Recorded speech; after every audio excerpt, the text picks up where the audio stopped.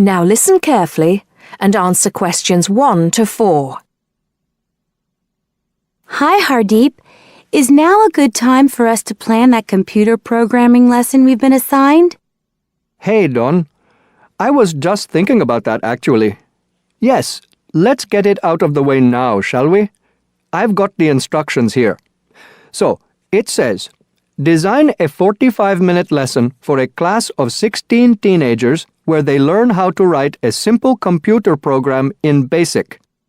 Now, I know, of course, that BASIC is the computer language people used to use back in the 1980s when they wrote programs on microcomputers, but I'm not sure I feel very comfortable teaching anyone about it. Well, I did a bit of research yesterday and found out quite a few things, so I think we'll be okay. Great. So, what do you have in mind? Well, I think we should presume that none of the kids will know anything about BASIC. So why don't we start with a short multiple-choice quiz? It could focus on things like what BASIC is, what the letters stand for, when people used it, things like that. That sounds good. I guess it shouldn't take long. Just the first 5 minutes of the lesson, something like that. I don't think we should make the students do it on their own, though. That'd make it too much like a test. Shall we let them do it in twos so they can discuss their choices? Yes, good idea. Then we'll go through the answers with them as a whole group. Good. What next? Well, I've had an idea for the program they could write. I'll tell you about that in a minute. I think the key thing is, though, that before they actually sit at their computers, and I think we should presume that they're doing this lesson in a computer room, they make a flow chart of what they want the program to do. That's usually the best way to start writing a program. This flow chart will show all the different stages of the computer program, right? Exactly. It's probably best if the teacher stands at the board and everyone works on that together. Yes, otherwise they'll all come up with different flow charts and it'll get confusing. Precisely. I imagine making the flow chart will take about 15 to 20 minutes. Then they use that to write their computer program. Well, actually, I think there's a stage before that. You see, the flow chart will be in English. They're going to need to be taught a few basic commands so they can write their computer program. Now I'm getting out of my depth. What kind of thing would that be? Well, for example, when you want text to appear on the screen, the command is print in capital letters, followed by the text you want to appear in double inverted commas. Oh, yes. I think I've seen that before. Right. So they'll need to be taught 5 or 6 commands before they use them to write their program. Okay, so how shall we do that? With the teacher talking to the whole class again? Well, we could, but it might be more fun to make it more like a competition, where there are a few teams competing against each other. Each team has maybe 4 or 5 people in it, and they have to do some kind of matching task. You know, they match the command print with to make text appear on the screen, something like that. That sounds good. Teenagers love competing with each other. Exactly.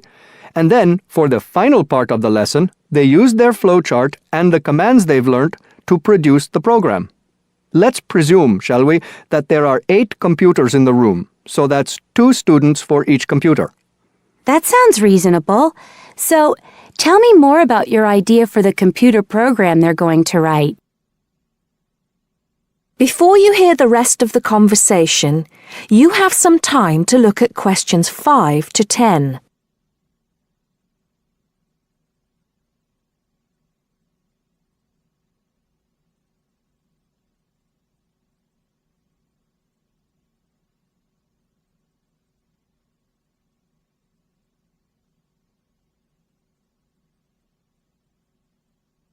Now listen and answer questions 5 to 10. Okay, so it's a very simple program. I've actually written it down here so we can go through it together. Okay, so the first line says 10 CLS. What on earth does that mean? Well, every line of a basic computer program starts with a number. They usually go up in tens, so the first line is 10, the second 20, and so on. And CLS is the command we use in BASIC to clear the screen. Oh, I see. So that's just telling the computer to start with a blank screen. Exactly. Then we move on to the next line. So this one says 20, print, guess a number between 1 and 10. Right, I see. That appears on the screen. It's not that difficult, is it, when you get the hang of it? Let's see if I can work out the next one. 30, input I. Oh, not sure about that. Well, all that's saying is that the person playing types in a number. Input is the basic command for type in, and I just means any number you like. Oh, okay. Then what happens next depends on what the number is. So we've got 40 if I is less than 1, or if I is greater than 10. Then print. Bad choice. Right. So if they type, say, 0 or 11, that appears on the screen. Exactly. And then this next line takes them back to where it asks them to type in a number between 1 and 10. That's line 50. I see. And line 60 says, if I equals 6, then print. Correct. Ah, okay. So if they've typed 6, they've got it right. And if they haven't typed 6, which is the next line, then try again comes up on the screen, and that takes them back to where they choose another number. It's clever. Well done.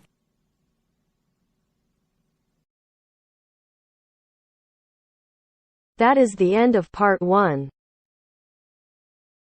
You now have half a minute to check your answers.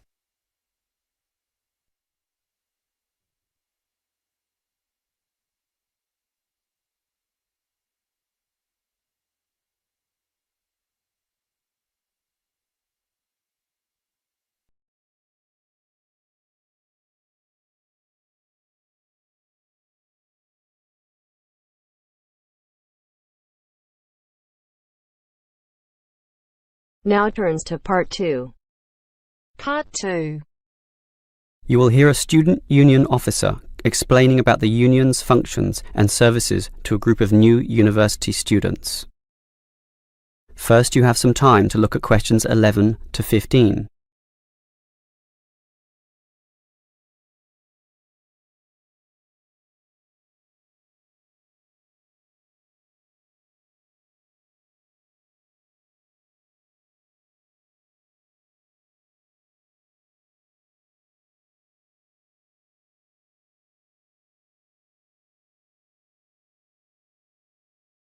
Now listen carefully and answer questions 11 to 15. Hello everyone. Now, here you all are, new university students.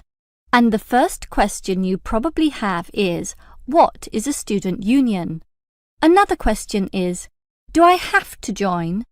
Well, regarding this second question, let me say that membership used to be compulsory in the past, but that did cause some controversy, particularly from students who wanted to remain free and unaffiliated, and this university responded.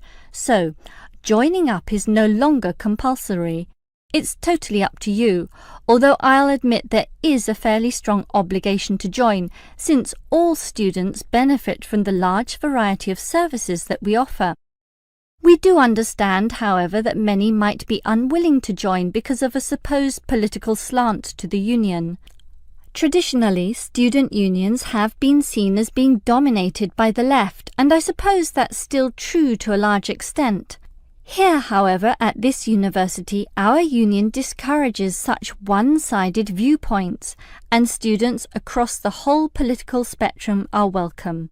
Thus, if you feel that you are a conservative type, in other words, leaning to the right, you are particularly urged to join, to provide a more balanced representation. Now, let me move back to the first question. What are we?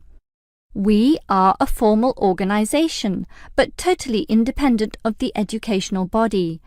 We make our own rules, rent our own premises, and organise ourselves as we wish, and our mission is basically to help you. For example, do you remember how you all arrived in late February to have an orientation week? That gave you an invaluable induction into life here, right? Well, the Student Union organised all the festivities at the end of that. The barbecues, partying and drinking, and even the musical entertainment as well. We'll do that again on occasions, and as always, those events take place on the football ground. Now, do you have any questions before I move on? Before you hear the rest of the talk, you have some time to look at questions 16 to 20.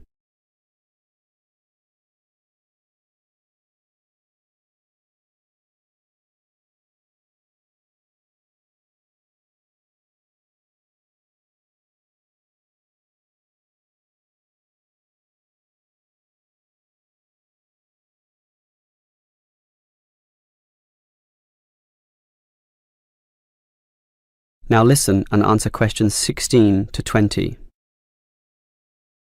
Now, let me tell you more about the Student Union and its basic functions. In general, there are three: social, organisational, and representational. Let's look at the first one. Basically, the union provides many social outlets for you to relax and have a better life at university. If you go to our union office, you'll find a list of the many clubs and societies we have, where you can make many friends with people who share a common interest. So, after class, sit with them in the cafeteria and discuss whatever takes your fancy. We also maintain sporting facilities and even our own gym, allowing you to relieve some of that pressure and worry after a particularly hard session in the classroom.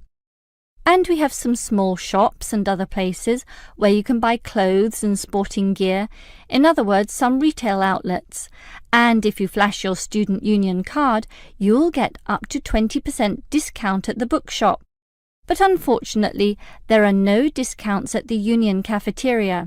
Sorry, no cheap cappuccinos.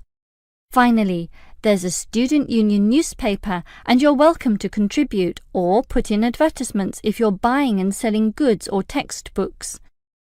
You can also place notices of a more personal nature on the notice board of the union office itself.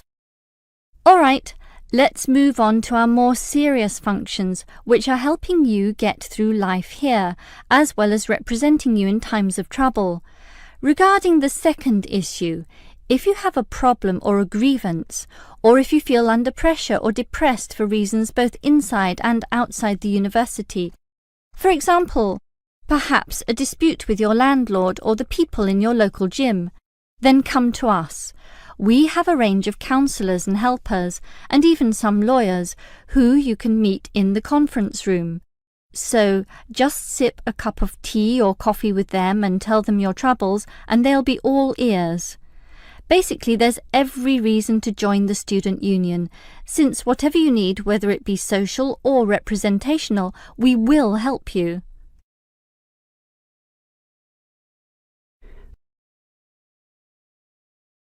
That is the end of part 2.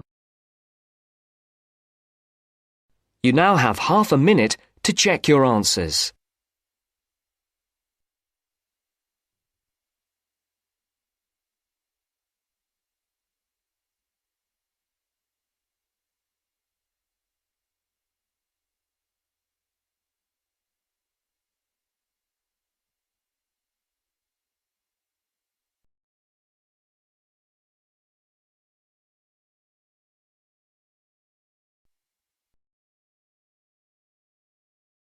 Now turns to part 3.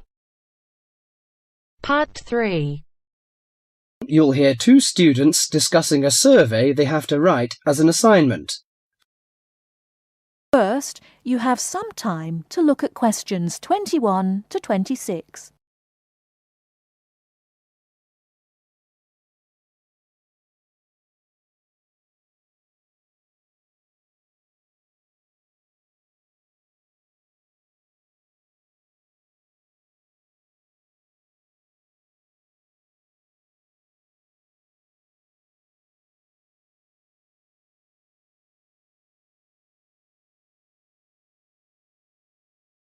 Now listen carefully and answer questions 21 to 26.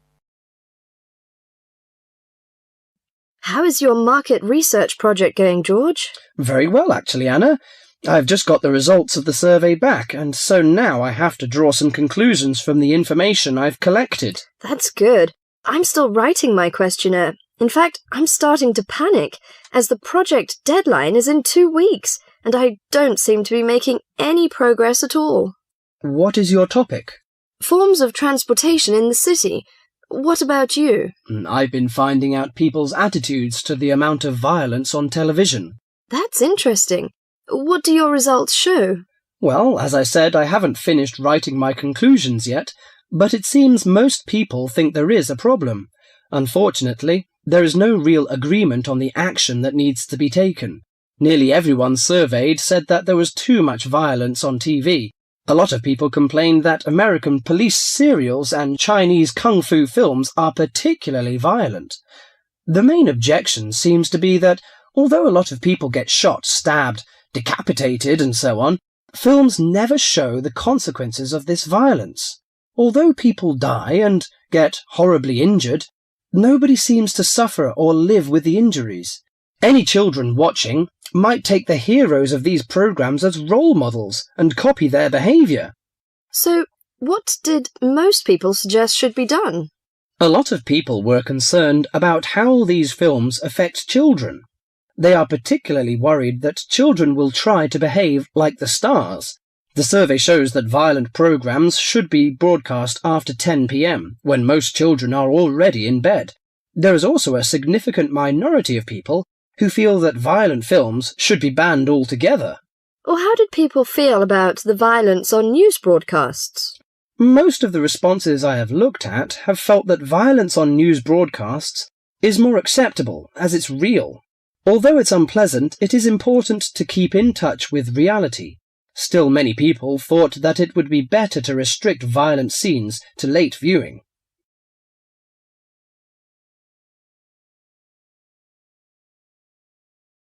Before you hear the rest of the talk, you have some time to look at questions 27 to 30.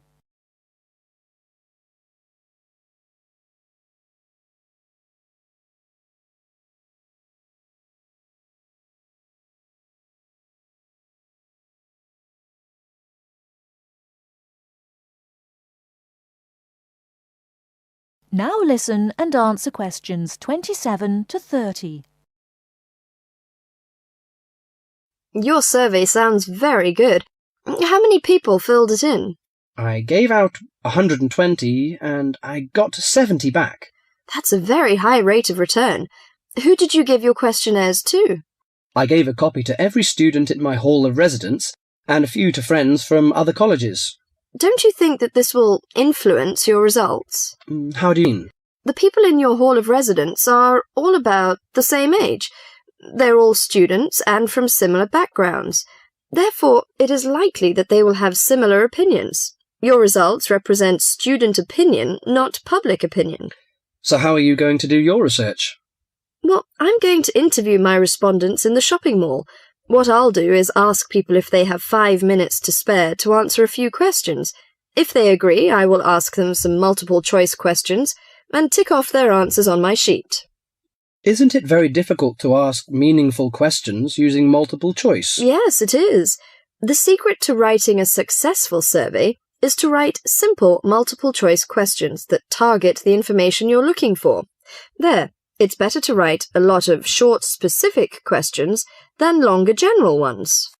So that's why it is taking you so long to write. Yeah, but I hope I'll be ready to start interviewing at the weekend. That is the end of part 3. You now have half a minute to check your answers.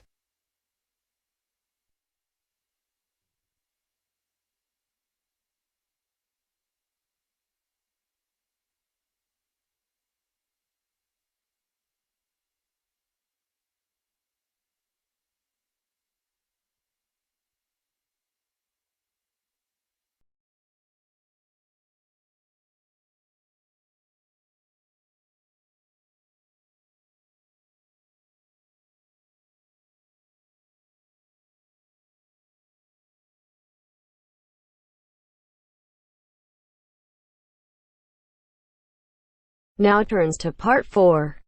Part 4. You are going to hear a talk on 2 famous American presidents. As you listen, fill the missing information in the notes below. First, you have some time to look at questions 31 to 40.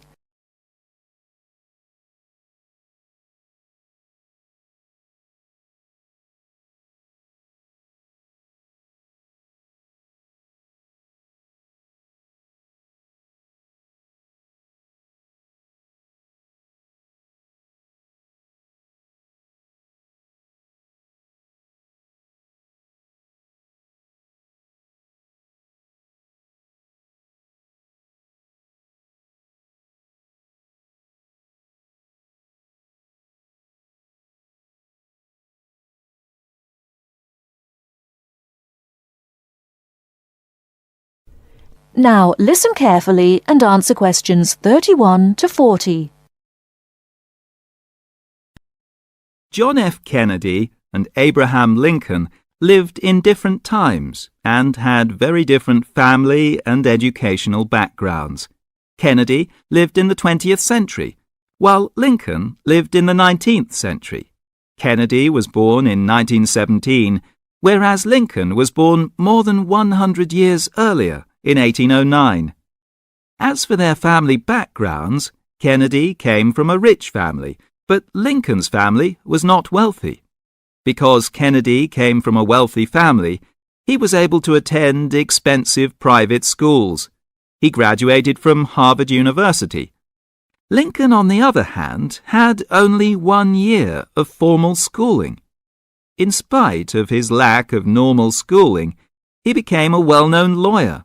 He taught himself law by reading law books. Lincoln was, in other words, a self-educated man.